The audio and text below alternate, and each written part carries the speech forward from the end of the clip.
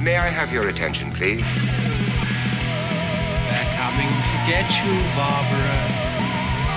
I don't know what to feel anymore. Horror. Something even more terrible than you.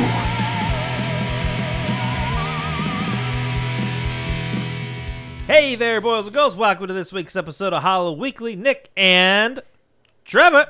Yes. Trevor's here. Dude, the amount of times you've been mentioned on the show, like, especially like a couple years back, where it's like, I'm working on my friend Trevor's film, we're editing it, blah, blah, blah, blah. Well, this is the Trevor that you've heard about for so long. That's right. Directed a movie, sold said movie. Sort of, yeah. On to the next one. Hold the applause, guys. No. Let it rip. Hold it down, guys. Let it rip. This week we are talking about a movie that I finally got to check off my Nick's mega must. What do I have? Hold on, I gotta get this out right. Nick's mega movie must see list. Yeah. Everyone knows I like lists.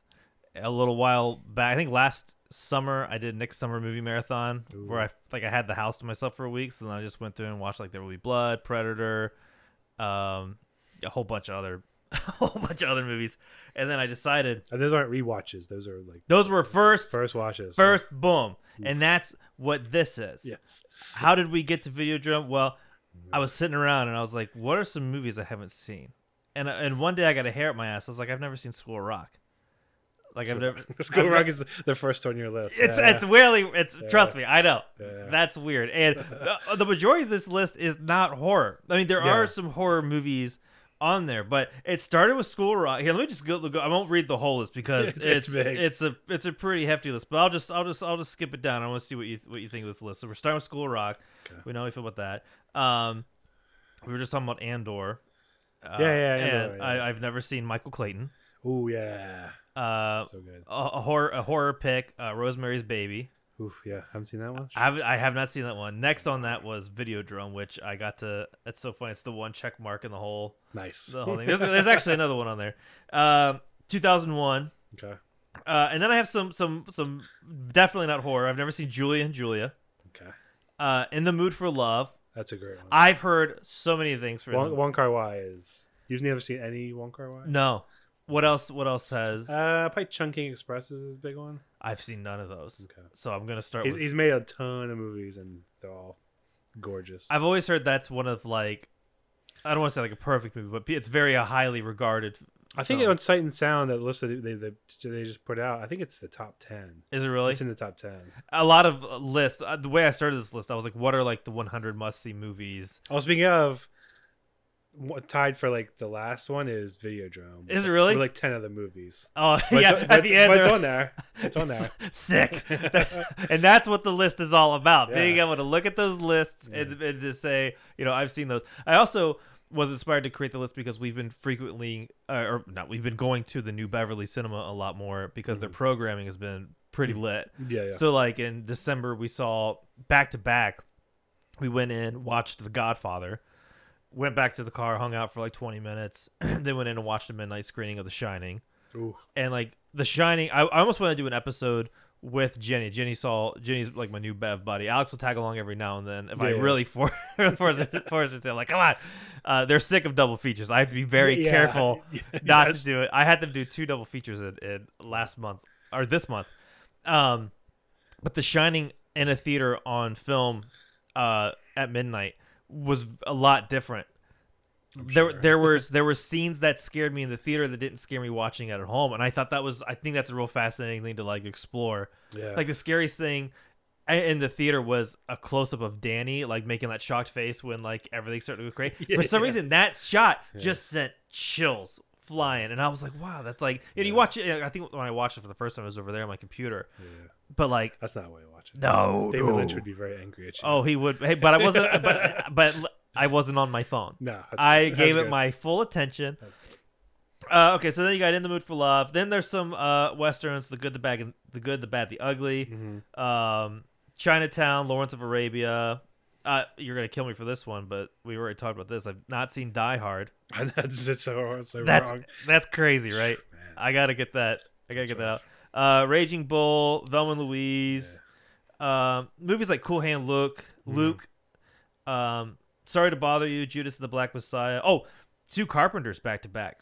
That's Escape from New York and Assault on Precinct 13. That's a shocker. Let's see here. I just checked off Hush last night, Mike Flanagan's Hush, and I really enjoyed that one quite a bit. Yeah. Suspense throughout the movie is great. Yeah. A lot of cool like editing and audio cues that they use to help like put you in the shoes of the I don't know, is it the final girl, the only girl? Yeah. I don't know what you would call it. I feel like that's the one that like Stephen King saw and was like, yeah, he's my guy. Oh, was it? I thought like somewhere Hush is the gateway. Oh, I could see that happening. I could be wrong. I still haven't seen like I'm wrong about that. I know he did like another King. Yeah, he did Gerald's Game. Yeah, I didn't see that one, but I loved Doctor Sleep. That's a good one. He's fantastic. In the Heat of the Night, I think that's a really interesting one. Peeping Tom. I haven't seen that one either, so that would be a fun one to watch. I feel like one of these theaters around here are going to show Peeping Tom. Most of these older ones, yeah, you'll see them eventually pop up. The one that I am waiting to see on film. Most of these, if I could see them on film in a theater, that's going to be like the preferred way to do it. Never seen Bride of Frankenstein. Okay. Yeah, I've listened to the score though from Waxman or Waxman. I don't know how you pronounce it. Love the score. Yeah. It's a really good one. I want to see that on the big screen too. Dude, I was so mad. What the Los Feliz 3 theater had yesterday at 1:00, they did The Creature from the Black Lagoon in 3D. Oh my god! And dude, Alex, so like I have the place to myself for a while, and I was like, I'm just gonna go there, and of course it was sold out. Yeah. Of course it was sold out. They have some interesting movies that they're screening. Like I think I'm gonna go see The Fast and the Furious. First one? Yeah, because I haven't seen that since it came out. So I want to just, kind of go and relive that. Just the first one? I think I'd be a marathon. No, just the first one. There's the Americana at Brand memes account is hosting it, okay. and they're a really good account. The other movie I checked off the list Friday was Amelie. Oh, did you watch Amelie? Yeah, we were gonna see it at the New Bev, but then I don't know if you guys saw the news, but we got like just a crazy amount of rain, and like our phones were going off with like flash flood warnings, and it flooded a bit here. It flooded a bit here. It snowed. In some spots. There was snow-capped mountains. Yeah. Like from my view, I was like, I've never seen snow on that. Yeah, it was insane. I swear it was flurrying the other day. It's like in Burbank. That blows my mind. I swear it was blowing around. That blows my mind. Alex and Jenny were heading up to San Francisco, and they sent me video of all like the snow on the mountains, and it was the craziest thing. Okay, let me finish with this. I don't want to take too long. There's a Punch Drunk Love. I've never seen Office Space in its entirety. Boys in the Hood. It was good. Death Becomes Her. An old classic and a fair to remember. I would like to see that one. I haven't seen that one either. Paris, Texas. Falling Down. We were talking a lot about Michael Douglas before we started recording. I think Falling Down has not aged well, but that'd be. But still, guys, it's a L.A. Also, the beginning of it is basically 8.5. Is it really? Yeah. I'm going to mention 8.5. It rips off like the beginning of Falling Down is basically fine. Like, is it really? Yeah. I'm gonna actually bring up 8.5 in our Videodrome conversation. This is gonna be great. I love to be the guy who always brings up 8.5 during the most up to like the weirdest movies.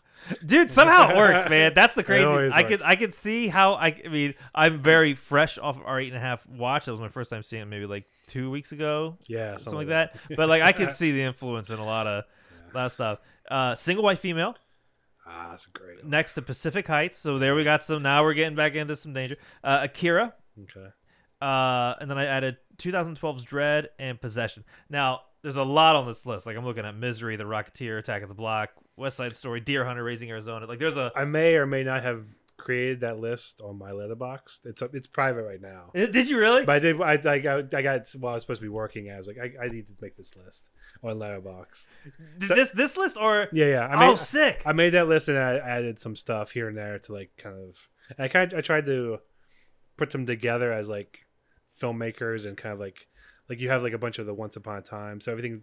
Sweet. I put them in a row and then kind of like built off of that. Can you, if you make that a list, is there? Because I just signed up. For I can make it public. That would be fun. And then I think my name on Letterboxd is Hollow Weekly. I think it's like two. Where I think it's one now. It's one now. Okay, yeah. Okay. I think I changed it. But if you're on Letterboxd, join me on there and join and follow Trevor. Mm-hmm. I would like to explore it more. I'm still very new to that, but I think I've been seeing a lot of people on TikTok talking about Letterboxd and using it as like a place for like they like to talk about movies and stuff. So it looks like a good time. It's been around for a while, but it's such a weird place because like people go there and just like talk shit as well, Right? about movies. Like, how's that? Like, I don't know why you go on Letterboxd to be like, "Yo, man, this movie's fucked up. I hate it," and put the poop emoji or something. It's like, Oh, why do you go on Letterboxd to talk shit about like? anywhere people have a voice, Yeah, it's like they're gonna do that. We ran into that with Facebook all the time, and it's a nightmare. But it's fun to just keep track of like your movies And that was the other thing, because I had to ask, a friend of the show, Garen, the other day. I was like, what movies did we see at New Bep? And I'm not even kidding. Garen, within like 5 seconds, gave me like the full list. I was like, oh shit. Okay. Maybe I should use Letterboxd. So then I have like, I could reference it. And it's just a place to sort of like, think about the movies that we saw. And, just, I don't know. It feels like it really rounds out the film going experience. And there's like filmmakers on there too, like Roger Avery's on there. Oh, really? And like, so like and like his daughter's on there too. Oh, that's cool. So like then you get there, and then Joe Lynch, who made like Mayhem and Wrong Turn 2. And the Mayhem one's hilarious because I watched Mayhem, and then my review was like a one review, and so nope, and like he liked it. No. Because then somebody commented, he's like, how do you feel? Are you gonna change that? How do you feel that like the filmmaker himself like liked your comment? I was like, it still stands. Sorry, nope. That's just that's the breaks, man. Sorry, man. I didn't like that movie. Listen. Everyone gets a bad review. I appreciate you, but no. My favorite thing is when we premiered Eating Cars, and that old guy walked down and went, "It sucked." That's right. There we go, dude. It's official. Well, he was walking out, and you're like, I think we were both like, one of us was like, "So how'd you like it? Did you like it? How was it?" He's like, "Sucked," and just kept walking. Don't tell him. But it was like, well, he stayed for the entire movie, so He gave us the money. That's all we ask. Anyway, so with big lists of checking off movies, Videodrome, David Cronenberg, 1983. I can't believe I waited this long to see it. Yeah. When it comes to Cronenberg, how familiar are with his other movies, Scanners, The Fly? I'm pretty familiar. I still Dead Ringers I still haven't been able to catch up with for some reason. It's everywhere, but like that one's the one. It has a remake. Does it? Yeah. That's right. Was it like a TV show, wasn't it? No, a movie. Was it? But I think news just came out that they're doing something else with it, and there's one actress playing twins. Yeah. It's a famous Oh, actress, yeah. They kind of swapped it with. Yeah, the name escapes me of who's playing it, but yeah, there's even that. Yeah. Coming from it, but the old one's like Kiefer Sutherland and some other people, right? I believe. In Cronenberg's? Yeah. No, that's Jeremy Irons. Jeremy Irons, that's the one. As the twins. Okay. Yeah. Never seen that one. Yeah, it's I think it's like patchy. It's probably like 50-60% of his movies I've seen. Okay. And you had, but before this, you had seen Videodrome. Yeah. Do you remember the first viewing? No. That's probably on VHS. Oh, so it was a while ago. Yeah. It had to be VHS. That would probably be like a really cool way to watch it, given the subject. I guess. Given the subject matter. Yeah. What else? Yeah. And it was funny because he did that with The Dead Zone. It's like he did the same year. That's a crazy back-to-back to have. Yeah. As a filmmaker. I think they did Videodrome first. And then they did The Dead Zone. What a double hitter, dude. Like, what you doing Videodrome? Like, you should probably go do the studio movie now. The studio Stephen King movie. Like, that's fine. They just let me just pack away this stomach vagina, and then I'll be there to do this movie. So the one thing with Videodrome off the top is, if you haven't seen it, like I hadn't up until a couple days ago. Yeah. The one thing that you first start to get familiar with when you hear the name is, the stomach vagina, the stomach thing, whatever it is. It's kind of as big as what it could be, but not really. The TV, bulging and having veins, and then the gun meshing and like melting or becoming one with the hand, like the technology and the flesh kind of becoming one. I did not know that was Rick Baker. Ah, yeah, Rick Baker. When we started loading it up and the credits started playing, and I saw that, I was like, "There's no way that I did there." How did I not know that Rick Baker? I think I've forgotten too because it's like Canadian. I don't know. Is Rick Baker Canadian? I don't think he is. I don't know. I think he was working on like American Werewolf at the time too. or like just came off of it or something. So Yeah, it's the like, first thing I think of when I think of Rick Baker is American Werewolf, and then like probably like Men in Black. Yeah, I go to that stuff. I had no idea that it was this because those visuals are so iconic that you would think that for a horror fan like ourselves, like we would just be able to place that name there, but for some reason it just didn't. Yeah, they so don't talk about that one. Yeah, they don't. No. And it was such like I'm in a bunch of like horror Facebook groups and follow a bunch of Twitter accounts, but I've never once seen someone's like, hey, here's the cool special effects by Rick Baker for Videodrome. Never got to see it, so it was like a pleasant surprise. Yeah. It was like when I got Frankie Valli tickets. I thought it was a tribute concert, but it was him. I was like, he's alive? What? I was like, sick. Yeah, that's what it was like for Videodrome. I was like, Rick Baker, like, worked on project with a special effects. Sick. All right, cool. I can dig this. I can dig this. The movie itself, I thought, was fantastic. There was a lot of stuff, like when the movie ended, I mentioned there's a lot of like just basic stuff that I think Cronenberg does really well. And I know this is a very unfair comparison, but I'm going to do it. You and I were just talking about, we were just watching the Valentine's Day special of The Last Drive-In. Yes. And the first movie was Phantom of the Mall, Eric's Revenge. Yes. And I'm sorry to do this, but like it's just those are the last two movies I watched, Yes. and you could feel a big crack down the middle of what makes a good movie. Just the fundamentals of Videodrome of Cronenberg shooting just a conversation of just characters just exchanging dialogue. Yeah. Is interesting throughout the whole movie. Yeah. It doesn't drag. The way that he just shoots these characters somehow kept me interested. Yeah. And I hate to compare it to the Revenge of the Mall, Eric's Revenge, because it's like, sorry, like one's Cronenberg, one's these other guys. I just couldn't believe how well paced and how they just captured the attention throughout the whole movie. Yeah, I think it's the writing too, the writing and the specificity. Cronenberg. Well, because when you think of Phantom of the Mall again, when you think about it seems like they're just making up as they go. It looks like they're making up as they go as well. Yeah, like they're not even trying. It looks like, but who knows? But I mean, I think if Pauly Shore was saying those lines, I don't know, it might be different. I'm trying to imagine Pauly Shore given some of the lines. Pauly Shore as the James Woods character. He could have been the Patron guy. He could have been his buddy. Yeah, he could have been him. Wouldn't hit the same. No.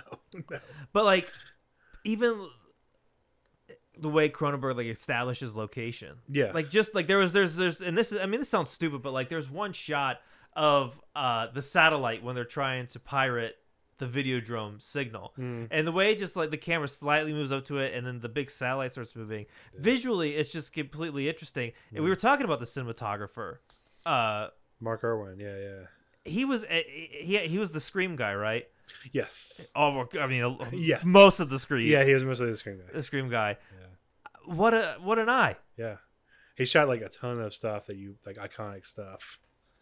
I can't think of it right now. I looked him up the other day. What has he done?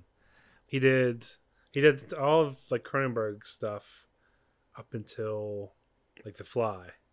After The Fly, he like switches, just like, and then he shot a bunch of. He shot a bunch of Wes Craven stuff before. Wes Craven. He was just putting in work. Came to the curb, and he started doing a bunch of Farrelly Brothers stuff as well. So he was just bouncing from goat to goat. But after Scream, I was like, his IMDb just goes down. that's like sadly, it just goes to like Puppy Paws 2 and Santa Paws 3 and stuff like that. No, you're just like, oh man. But like, I mean, just his shot selection, like the shot where Max is looking into the camera right before the big scene where he puts the gun into his stomach. Just like that medium shot of him sitting there, staring at the TV. There's something like hypnotizing. Yeah. About it, and I can't really explain it. Like it just sucks you in. Yeah. And there's nothing like flashy. No, it's not a flashy movie. It feels just like basic fundamentals executed well. Yeah, there's no other way to. That's usually Cronenberg's like style. Like when you get to later stuff, it's just like this really like kind of like almost like Kubrick style. Just like he places the camera and it's all like angles and stuff, but it's just like one shot. And he cuts and he doesn't move the camera a lot. No, and it just, I think because he does that, you're able to like follow the conversation a lot easier than other movies. Yeah. It's just a really interesting experience. Because everybody else is like interested in moving the camera constantly. Yeah. A lot of people don't do it well. Some people do. There's like maybe 3 people who do it well. Yeah. Yeah, and like there are shots where he moves the camera, but it feels very selective, and it's usually like a shot of Max's apartment, you know, panning across, so like you can, as an audience, like start to pick up on like some of the visual cues of like what you think's going on, or to set you up for something and then to pull the rug out from under you. Yeah, it's always just like following people usually, just like establishing stuff. The cast in this movie is a pretty. I mean, it gets a little hairy. It's a little dicey, but yeah. Just from the starring role of James Woods. Yeah. Man, he suck in real life, but is he a great actor? He's so good for like so many years. Yeah, like He's he so good. absolutely crushes Yes. in this movie. But so there's something slimy about him, and then him playing a slimy TV executive or TV programmer. Yeah. It's just like the glove fits. Yes, it does. You know, shockingly, too he well. plays a lot of shitty people in movies, and shockingly, Yeah, I mean, what else was he good as? Hades. Yes, It's yes. like, it's no coincidence, man. So like when he leads into it, like it's very good. Yeah, I don't think he's got many parts where he's like the good guy. No, when you look like that, and you have that voice. He has the tone of his voice. There's no one else like it, which was unfortunate. Debbie Harry is Nikki.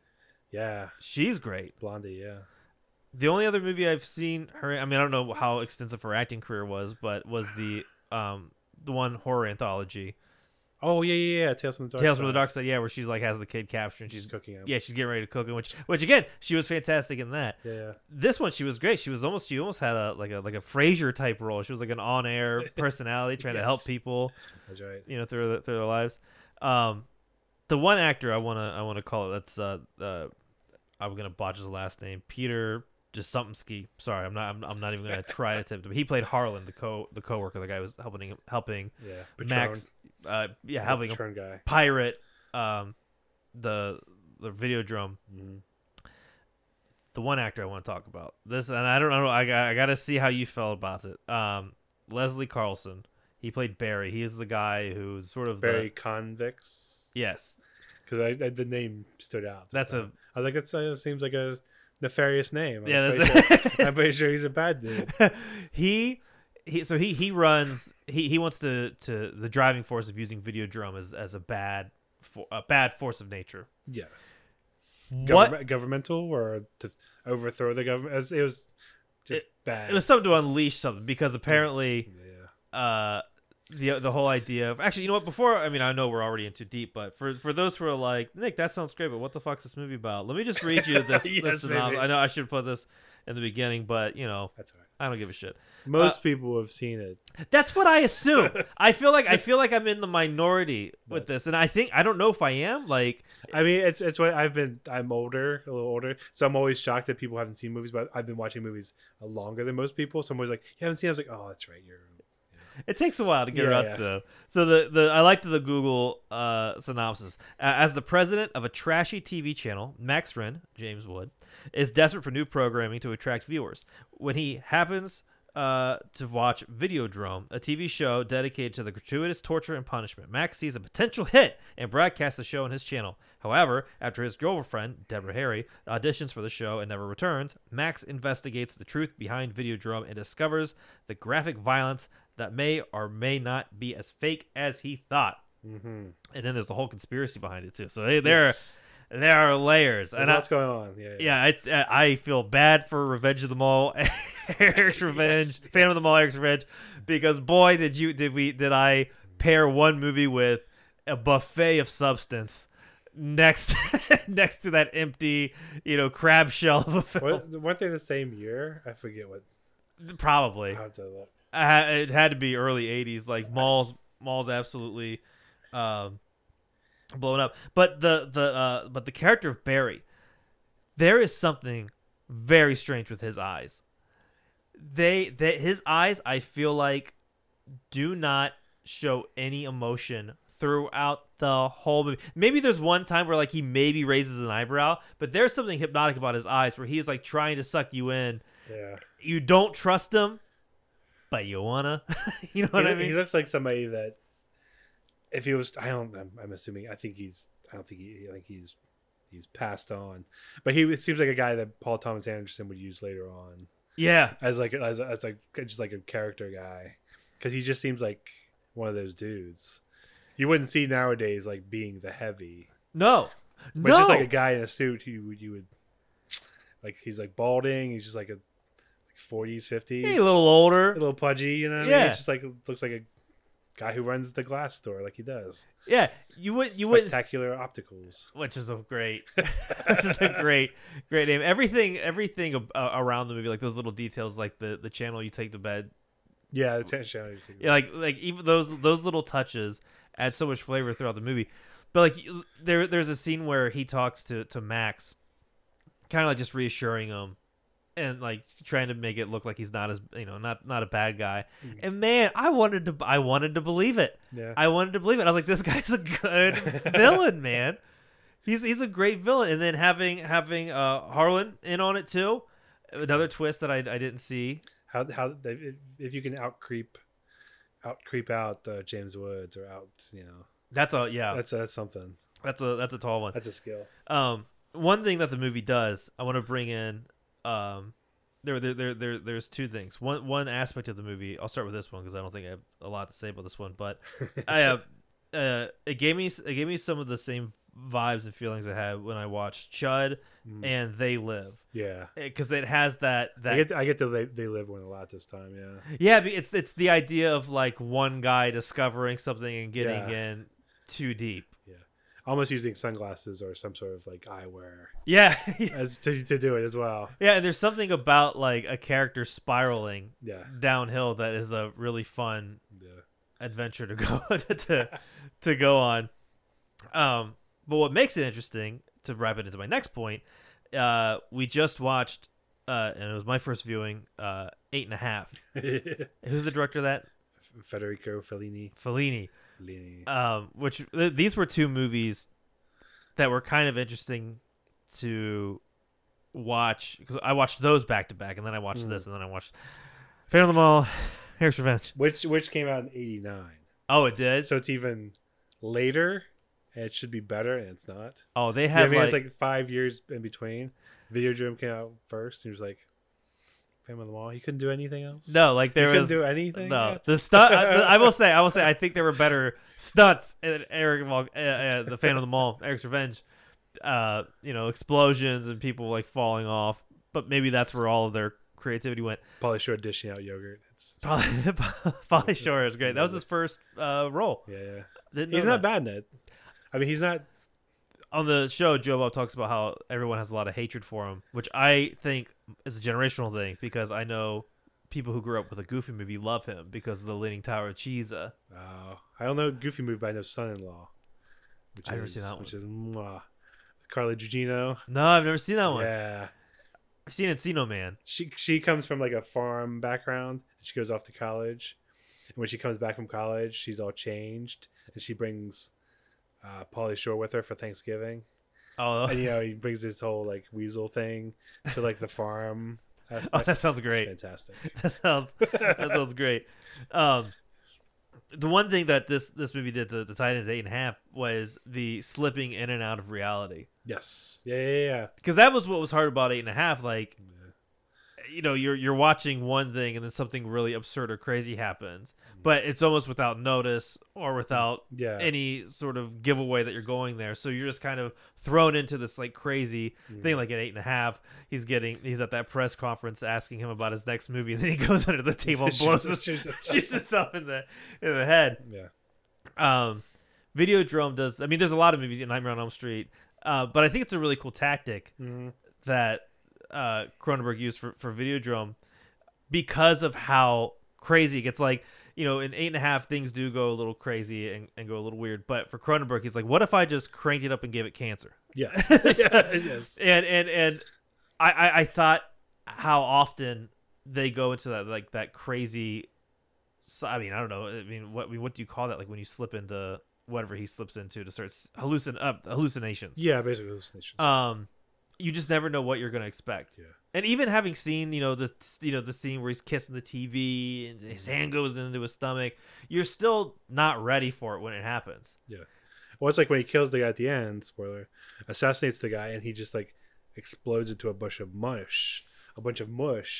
Like, what is that? Like, is that his hallucination? Is that what the dude really was? Right. Yeah, I mean, you know at that point. I still don't.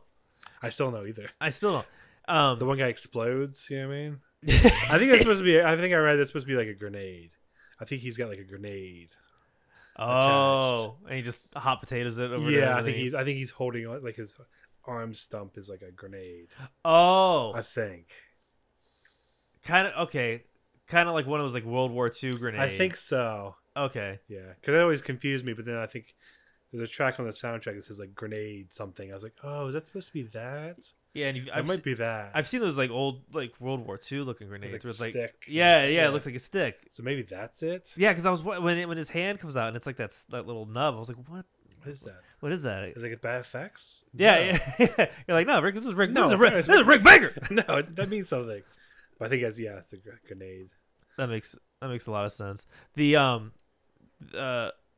one hallucination, I think the big one, I think number 2 would probably be the kissing the TV going into that. Yeah. Number 1's got to be the stomach. Yeah. Man, the build up to that. His assistant comes over and she's like, "Here's your videotape for tomorrow." Also, this came from the other guy on the other side of Videodrome.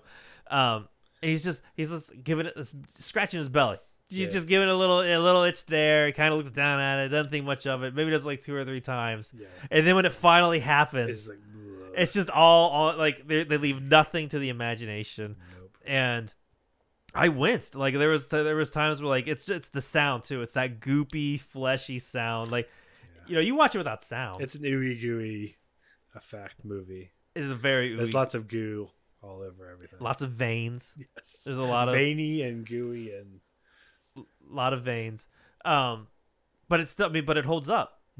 What do you think about the technological aspect of it, like the VHS, like how does that hold up to you? I think it still works. I mean, the message is still there, right? And I think it's probably come to a point where now it looks retro, because now people are making those types of movies, like VHS style movies, like throwbacks and stuff. So now it looks like it's almost like a retro type of movie at this point.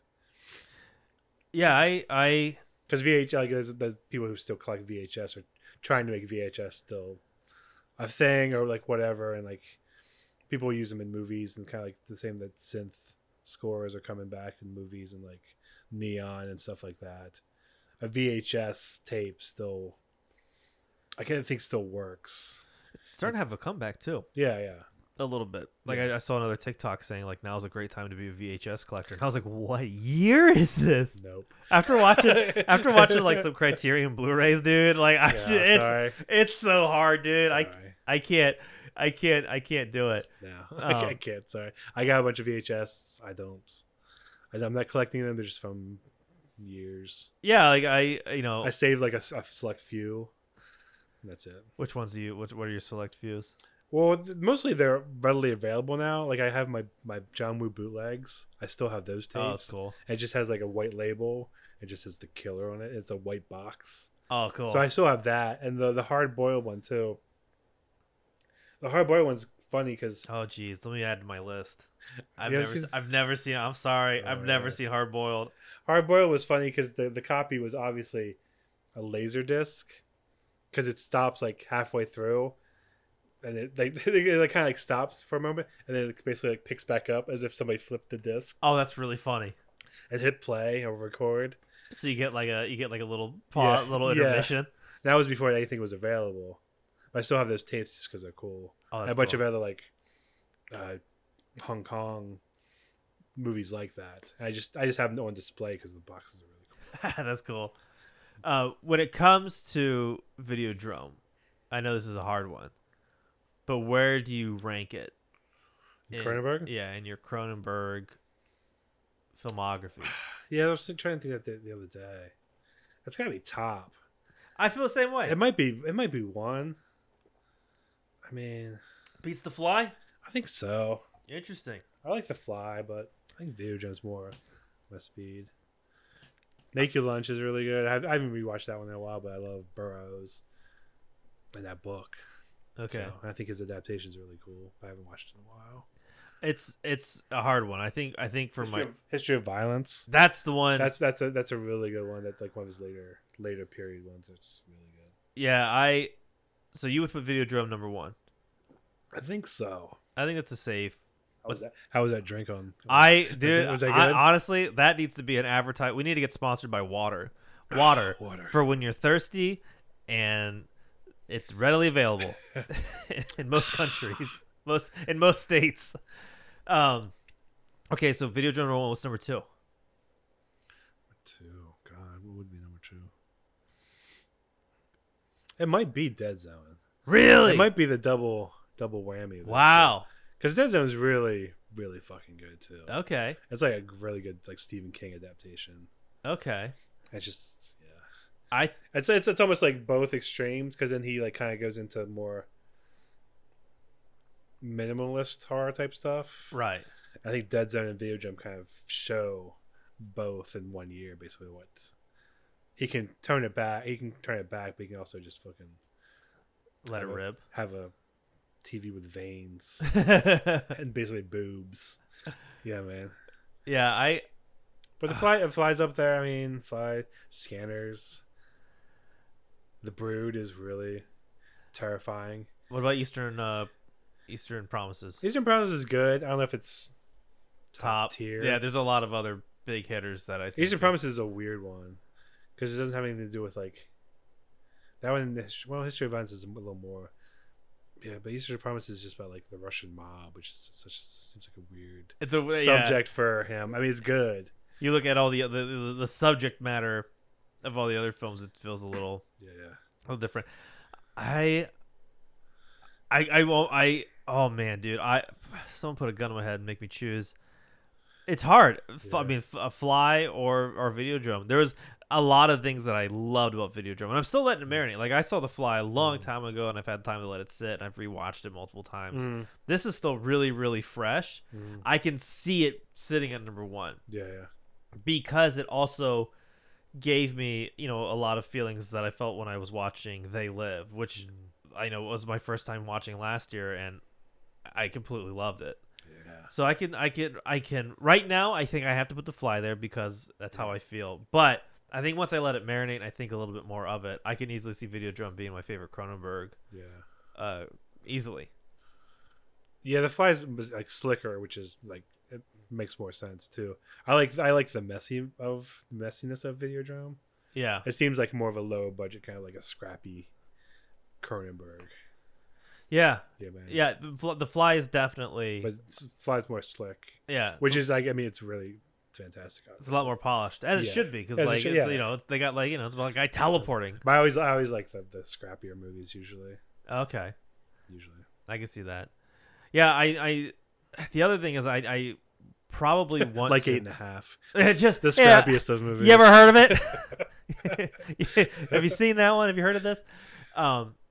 I knew when we were watching Videodrome that there was a lot of like substance to the movie too, that like I still need to like let it chew on, like obviously like one of the subjects, the ideas they talk about is like when you watch the like this amount of violence and like sex and all this other shit, it changes like your brain almost, and that's the other thing. I hate to do it, but man, watching a movie with that much substance to fan with them all, it's tough, man. It actually made me realize how heavy Cronenberg went in with his intentions. Yeah.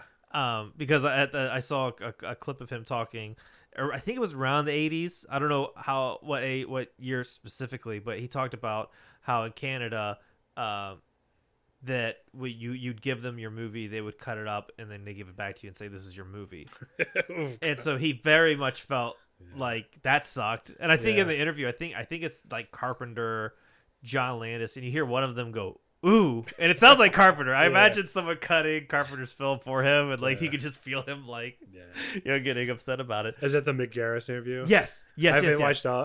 Started watching it, but I haven't watched all. Of it. It's like I've seen It's people. so weird. Yeah, it's a such weird time capsule of like So weird. horror and directors and stuff. It's very interesting. It's like, yeah, hosted by Mick Garris. I'm like, were you making movies now? Yeah. Mick Garris is just like a gopher. He's just like, I'm Yeah. over here, and I'm over here. You like anthologies? You're masterify, and I'm gone. And here's my podcast. It's a very a very interesting trajectory he's had. But having all of that substance to chew on is really nice because like I said, I just checked off Hush. Is there a lot of substance to Hush? No, not really. But it didn't need to be. Like it was like, hey, this is what it is. There's a killer out there. This woman's gonna try to survive the night. Good luck, go. And I liked it, but I can definitely see I'm going to be thinking about Videodrome 10-1 over Hush. But compare that to like Midnight Mass, where Mike Flanagan got to add all of the other layers he wanted. Yeah. It's just such a crazy thing that like. Writers, I don't get it. Writers are fucking nuts, man. I don't know either. And Cronenberg being one of the good ones. He is, yeah. And I saw an interview with him where he's just like, "These are just my fears." He's like, he looks like I'm just like a bourgeois middle class dude, but these are my fears, and I hope they're entertaining, and the ideas entertain you as well, but like I hope they just entertain. And I was like, you want these movies to entertain people? Are you sure? I mean, they do though. I mean, they do, but it's just like. And I was just watching. I know. I think you sent me the clip of Austin Butler talking about working on Once Upon a Time in Hollywood. Yeah. And how they always shout like, and why do we do it? Because making movies is fun. Yeah. I can feel that same energy with Cronenberg. Yeah. Like he enjoys telling these fears. When you see him on like the behind the scenes of Videodrome, he looked like he's like having a good time. Yeah, and it comes across like that. Yeah. In the movie. I'm glad I checked it off the list. Well, it's like the Fam of the Mall. It doesn't look like anybody's having fun. No, does it? Yeah, it's just like somebody's just like slaving over some shitty movie that they think is gonna make them like some money or something. I think that's what it is. I think Joe Bob talks about how that company did some made for TV movies, and I think they did Dark Knight of the Scarecrow. Okay. Which I've seen that. Like, like I saw. I think an ex-girlfriend's mom showed me that. She like really liked it. And I'll put that one on my list. Yeah, you put that on the Okay. list. But then they wanted to take their stab at the American horror market to make a quick buck, or just I don't know if it was a quick buck. It was quick, but to make some money. Yeah. And you just feel the difference. Yeah. It's a night and day. I always say it before. I always sound like a pretentious asshole, but I always think like when you look at 8.5 or even Videodrome, those are the movies you should be aspiring to make when you're making movies. Like it's like you should be trying to make 8.5 for Videodrome every time, and you can see that in Fellini and Cronenberg. Like they're always trying to make the best movie and put everything into those movies. So, and if you look at Fam of the Mall, you're like, they didn't. No one's striving to make Fam of the that's Mall. That's not 8.5. No offense, but even something like that could still have like 8.5 Videodrome style, like Chopping Mall. Right. Chopping Mall is fantastic. Takes place in the same fucking Because mall. it looks like they're having fun. It's like creative and like it has Sam Peckinpah's Sporting Goods, which is fantastic. Or Peckinpah, I forget what it's called, but yeah, it's like the Sam Peckinpah Sporting Goods. It's crazy. I'm glad you brought that up because I don't know if I mentioned this in the last podcast, which was a while ago. So for the listeners, my apology. We're getting back on track. I actually have a new podcast artist that I'm going to hire for a new artwork. Ooh. In fact, I can do that today. Today was payday. It's time to hire that artist, baby. Keep your eye out for that shit. Go on Fiverr. It wasn't Fiverr. It was one of those sites though, and I looked at his artwork and I was like, this is great.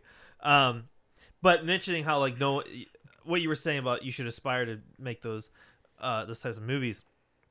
I'm listening to a book called The Creative Act: A Way of Being by Rick Rubin. Rick Rubin, you know Rick Rubin? Yeah. Death Row Records. He was the reason why Johnny Cash was able to like have his second wind. Yeah. He did that.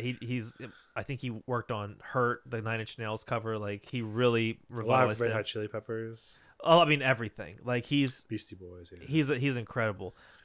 Big wrestling fan. Is he really? Yes, he is. No shit. Yeah. I saw some TikToks about him, like talking about music production and art and like all this other stuff. And then I watched him on the Apple, I think it was the Apple TV show, The Shop, or no, it was on HBO, where like LeBron and a bunch of athletes and like random entertainers, and he was there and Bill Hader was there, and he's just there like without his shoes on, just like being like himself. Yes. So I was like, ooh, this guy's interesting. And being Rick Rubin. And but this book is fantastic because it's not just music. It's like he wanted to write a book about like when it comes to like creating music, but it ended up being just about being an artist, and it's like really really deep. Because he always talks about, he's like, I don't know anything about music or anything. I just know what I like and what I don't like. Yeah, he like lies down and closes his eyes and listens to music, and he's like, do this, do that. Like he doesn't know how to produce. Yeah. He knows how to produce, but he doesn't know like how to like work the mixing board or play an instrument. Yeah. The one thing that you just mentioned, where you should aspire to make films like this, in a chapter I was just listening to, we had a lovely rainy day here. And so whenever it's raining, I'll go outside and walk around. Sometimes, like last time I walked around to the Coraline soundtrack, and then last time before that I walked around to like Miyazaki soundtrack films.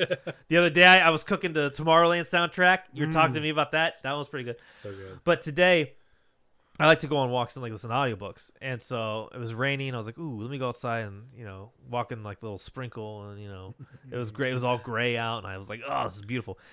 In his book, in this chapter that I listened to just today, Brian Wilson from the Beatles, or from the Beach Boys.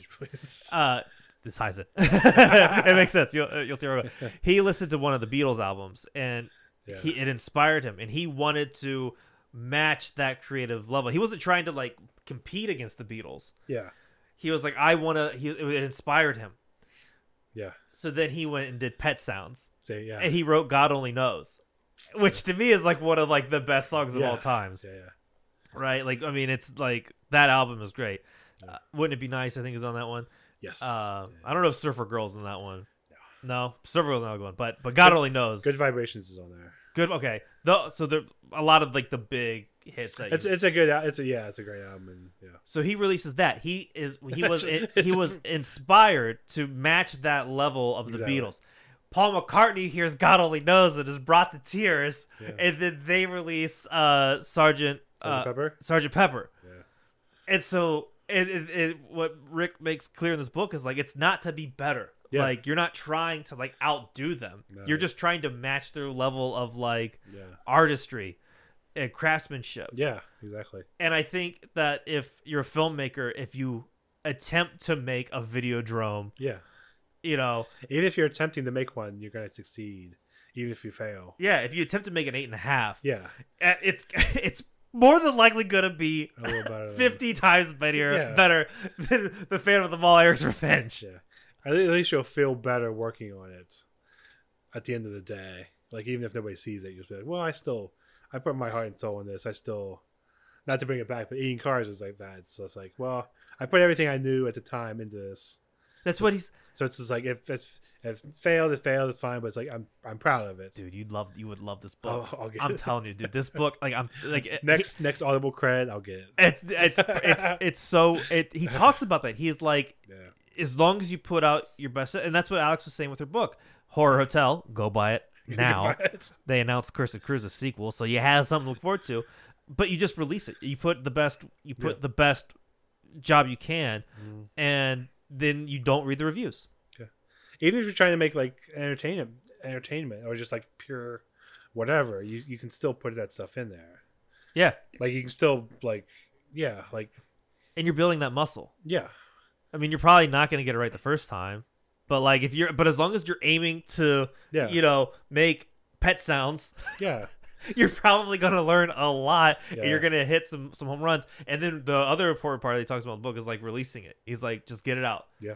Because if you don't release it, you're not creating room for new and more inspiration to come in. Yeah. So then you're just sitting there with that old shit, and you can't grow as an artist.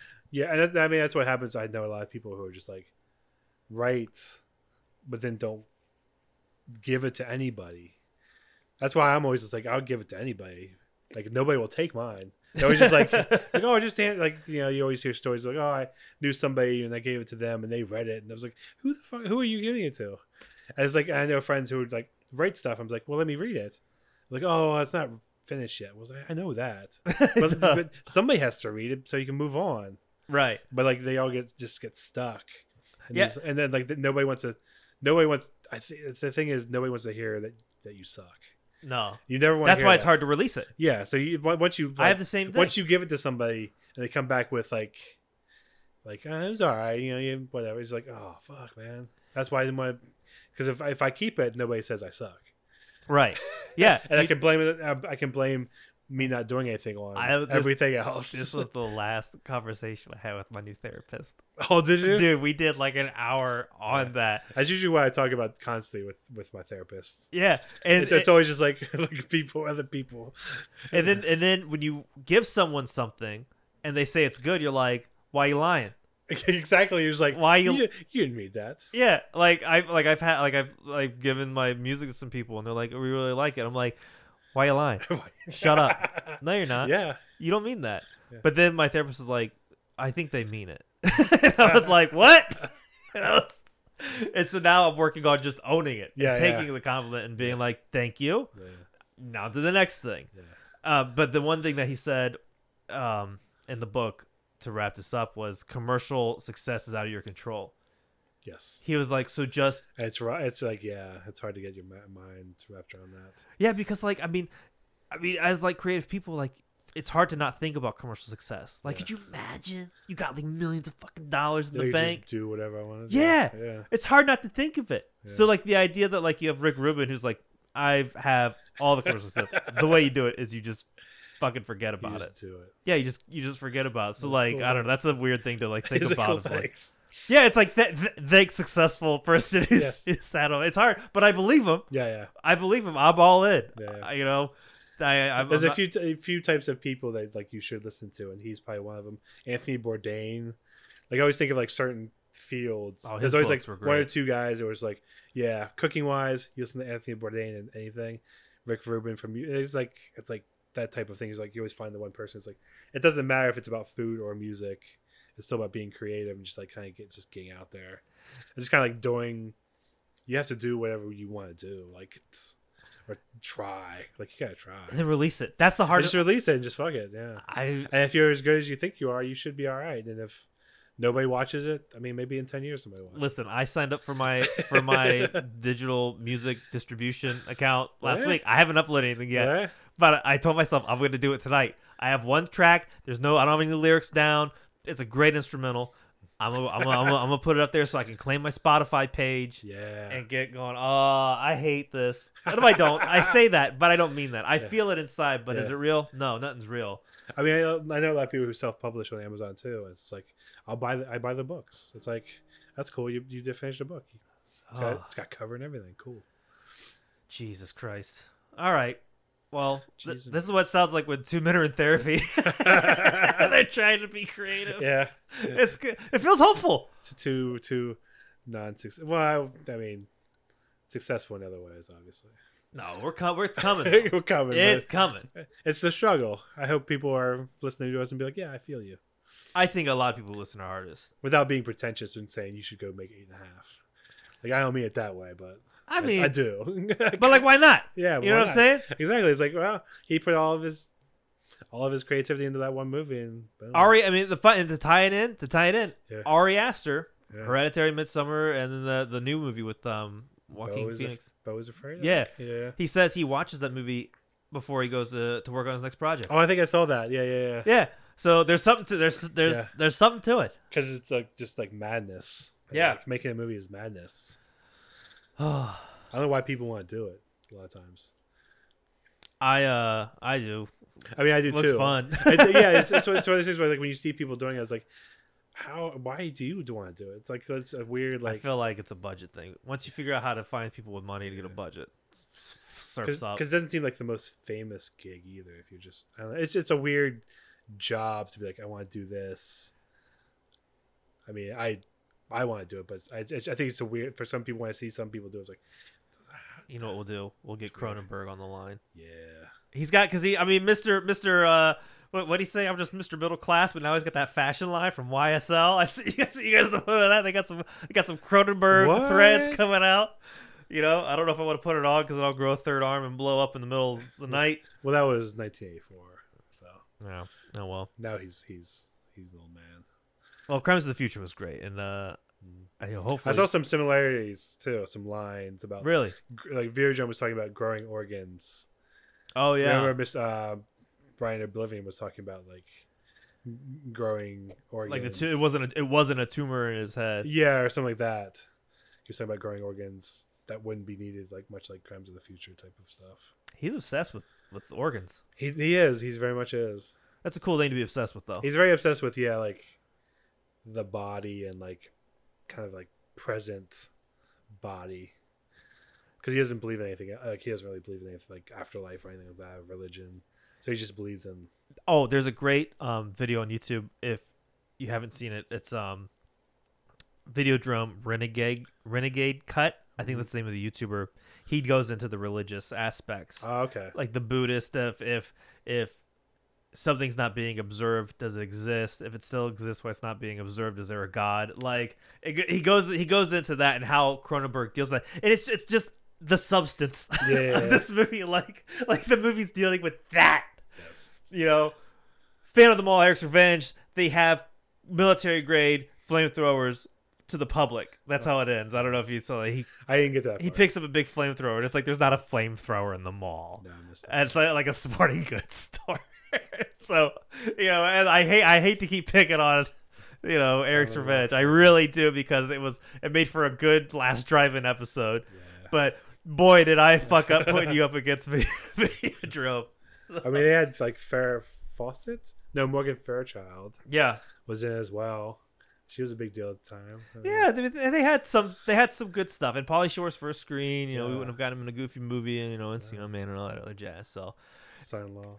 Yeah, could be. I gotta add that to the list. Son-in-Law to the list. God, I've added 2 movies to this. This list is never ending, and I'm kind of glad because it gives me something to look forward to. I mean, you never stop watching movies. No. You always have a list of movies you haven't seen. It's hard to do. Well, I checked off Videodrome. I feel good. On to I don't know what the next one is. I'll probably do an episode on it if it's in the horror. Like I'm not gonna do Julia. Don't worry for the fans listening. Unless I get some reviews saying please update me on Julia, then I'll do that. But I'll keep it to the more thriller, suspense, horror. School of Rock. Yeah. We'll do School of Rock, obviously. You know, anything with Jack Black, he'll certainly get to be on the podcast. But let me know what movies I should add to the list. If you via a 5-star review on iTunes. Chances are I probably haven't seen it. I mean, there's a couple, like, I've seen a lot, you know, of like the big hitters, but then there's a lot of like the classics that I still haven't. So throw it in there. If I haven't seen it, I will add it to the list, do an episode, and you know, make sure you guys get the proper credit. I'll make the list public on Letterboxd, and then people can add. Yes, follow us on Letterboxd at Hollow Weekly. And what's your Letterboxd, Trevor? Yeah, at Trevor Holland. There you go. Look up Eating Cars and give that a review. Yeah, it's on there. Yes, do that. And you can follow me that way. And until next time, stay scary. Watch a bunch of horror movies. And in my case, a fuck ton of movies. Lord help me. May I have your attention, please? They're coming to get you, Barbara. I don't know what real anymore. Horror. Something even more terrible than you.